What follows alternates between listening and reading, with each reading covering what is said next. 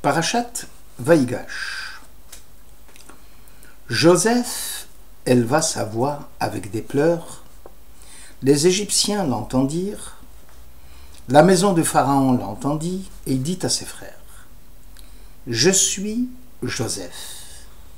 Mon père vit-il encore? Mais ses frères ne purent lui répondre, car il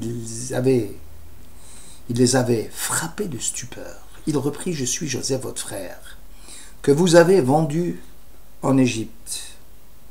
Et maintenant ne vous affligez point, ne soyez point irrités contre vous-même de m'avoir vendu pour ce pays, car c'est pour le salut que le Seigneur m'a envoyé avant vous. Genèse 45. Le traité talmudique Chagiga 2 soulève le problème de la stupéfaction des frères de Joseph. Rabbi Eliezer, quand il lui arrivait, dit le texte, de lire cet extrait, il pleurait en se disant: Quoi? Devant les remontrances formulées par les frères de Joseph, ces derniers confus ne purent répondre. Qu'adviendra-t-il de nous-mêmes quand le Saint béni soit-il viendra à nous demander des comptes concernant notre comportement et notre conduite dans ce monde-ci? Les commentateurs font remarquer que le silence des frères ainsi que leur stupeur n'ont pas fait suite à des remontrances, mais seulement à la déclaration brusque de Joseph: Je suis Joseph. Mon père vit-il encore? Le Malbim explique que la phrase « Mon père vit-il encore » constitue à elle seule une réprimande assez sévère à l'encontre de ses frères. Comment avez-vous osé agir de la sorte sans tenir compte de la santé fragile de mon père? Beth Halevi élargit le champ d'application de l'avertissement de Joseph à l'adresse surtout de Judas. Ce dernier n'avait-il pas plaidé la cause de son père? Nous avons un père âgé, un jeune frère enfant de sa vieillesse. Le jeune homme ne saurait quitter son père, car s'il quittait son père, il en mourrait. Joseph lui donne la réplique: Comment se fait-il que ton comportement n'a pas été le même au moment où toi et tes frères avaient décidé de m'éliminer? Kéliakar trouve la cause de la stupéfaction des frères de Joseph dans les paroles prononcées même par Joseph. Mon père est-il encore en vie? Il s'agit du mien, et non de notre père à tous, puisque par votre conduite répréhensible, il a cessé d'être votre père, dit Kéliakar. Même le fameux « Je suis Joseph » va laisser les frères perplexes.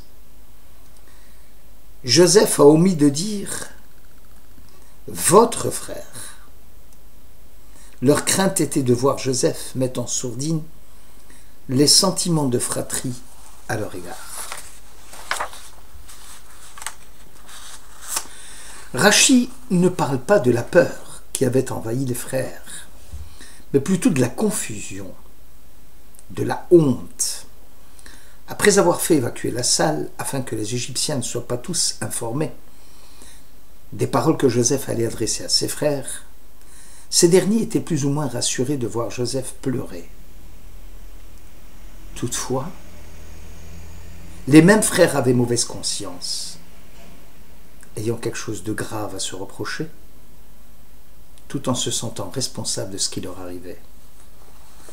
Rabbi Simcha de Kedin soutient que Joseph utilisa l'artillerie lourde contre ses frères. Toute l'accusation est dite brusquement contre ses frères, dans une seule et même respiration, laissant les frères perplexes et confus. Je suis Joseph, votre frère, que vous avez vendu en Égypte. Voilà, tout est dit, et en même temps je demeure encore le frère.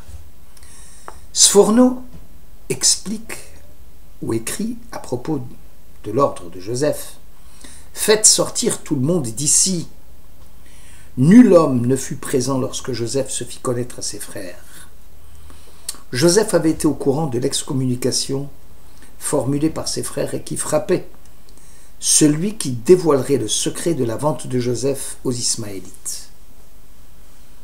Aussi Joseph tenait à rappeler à ses frères et à eux seuls le secret de sa propre vente.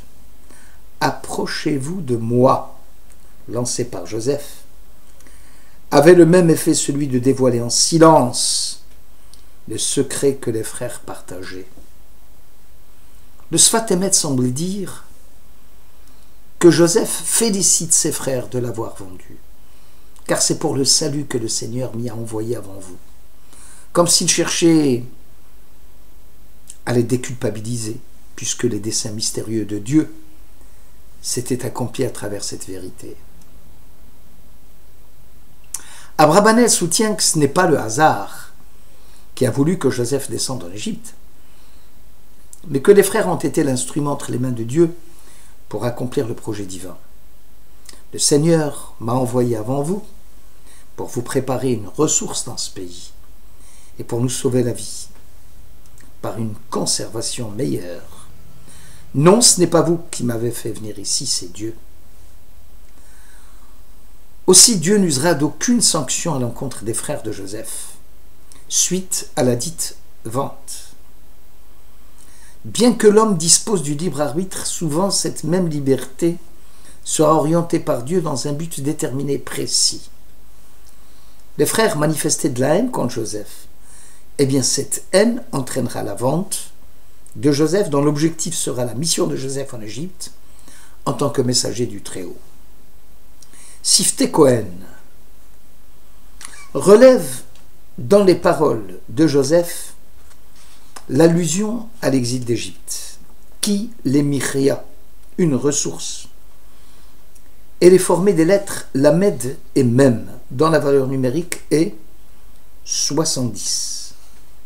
Et chaya, lam, aussi, qui signifie que lors de l'exil d'Égypte, les 70 âmes que constituait la famille de Jacob, ainsi que leurs descendants, seront épargnés et constitueront un reste impérissable, chez Hérite, une conservation merveilleuse. La remontrance de Joseph devient de plus en plus conciliante, plus apaisante. Lorsque celui-ci demande si son père est vivant, autrement dit, il ne pourra jamais offenser ses frères, ni attenter à leur vie, de peur de causer du chagrin à son père, ici la conciliation se confond avec la réprimande. Tout se passe comme si Joseph déclarait à ses frères « Vous n'avez pas eu ce sentiment quand vous avez décidé de m'éliminer. Si ton ennemi a faim, dit les proverbes, donne-lui à manger, s'il a soif, donne-lui à boire, car ainsi tu attises les charbons sur sa tête. » Proverbe 25. Ce qui signifie qu'en te vengeant de lui, tu lui inspires le repentir. Les frères ont commis une faute grave en vendant leur frère. Or Joseph, en rendant le bien en lieu du mal, accentue le malaise et la stupéfaction de ses frères. Dans une vie de piété, Dieu ne demande rien à l'homme de plus. Il lui vient en aide au moment de l'admettre, montrant par là que c'est la bonne conduite de Dieu qui met en exergue la faute lourde de l'homme. C'est en substance ce que dit le psalmiste. « Dussé-je avoir faim, je ne te dirai rien, car l'univers et ce qu'il renferme m'appartient. En guise de sacrifice, offre à Dieu des actions de grâce. Alors tu pourras m'appeler au jour de la détresse. » Quant au méchant, Dieu lui dit « Qu'as-tu à proclamer mes statuts et à porter mon alliance sur tes lèvres? Voilà ce que tu fais, je me tairai. T'imagines-tu que je puisse être comme toi? Je te reprendrai et je mettrai mes griefs sous tes yeux. » Psaume 50. Or, Achaïm explique que Joseph justifie sa descente en Égypte sur ordre de Dieu, afin de dissiper la haine que ses frères supposaient qu'il nourrissait à leur égard. Joseph leur démontra que c'est Dieu qui en décide ainsi, et il n'est pas permis de dénigrer la conduite de Dieu dans les affaires du monde. Jacob, dit le Midrash, devait descendre en Égypte, menotté avec des chaînes en fer. Or, l'intervention divine a provoqué la tragédie de Joseph pour épargner au patriarche ce traitement inhumain. L'exégèse du Or HaChaim reste difficile à comprendre. Dieu ne dispose-t-il pas d'autre moyen de faire amener Jacob en Égypte? Fallait-il obligatoirement passer par la tragédie de Joseph? On peut supposer que le pharaon eut un songe et que Joseph se déplaça de Canaan en Égypte pour en interpréter le sens et devenir ainsi le vice-roi d'Égypte. En fait, Or HaChaim explique que la guerre entre les frères et la division au sein de la famille de Jacob anticipe la confrontation d'Israël face aux tentations impérialistes de ses ennemis et face au schisme des tribus d'Israël à la mort du roi Salomon. Donc l'épisode de Joseph s'inscrit dans une vision plus vaste de l'histoire juive, au sein de l'histoire universelle. Le choc fondamental entre la civilisation d'Israël et celle de l'Égypte ne serait qu'une loi générale de l'évolution de l'humanité. Les différences fondamentales qui sont à la base de l'antagonisme entre Israël et les nations seraient en dernière analyse d'ordre spirituel et idéologique avant d'être d'ordre politique ou économique. L'exil d'Israël à travers les siècles permettra l'émergence de personnalités hors du commun qui, à l'instar de Joseph, sauront orienter le destin d'Israël dans le sens voulu par Dieu. L'histoire de Joseph révèle le rapport que le judaïsme maintient, explique et justifie avec le politique et même avec le pouvoir en général. La légitimité du pouvoir ne provient pas, selon la Bible, d'une force humaine poussée à l'extrême, mais d'une délégation du pouvoir de Dieu acceptée et reconnue sous la forme d'une soumission à l'absolu de la loi. Dans cette perspective, le politique n'est jamais un ordre autonome, car le divin investit l'histoire et marque l'accomplissement de la volonté de Dieu dans la réalité des faits. Or, les nations du monde, confrontées à cette étrangeté, de voir une personnalité juive occuper un poste élevé dans le rang hiérarchique, veulent essayer par tous les moyens de l'évincer, de le marginaliser, voire même de le nier dans son existence même. Un roi nouveau s'éleva sur l'Égypte, lequel n'avait point connu Joseph. Exode 1.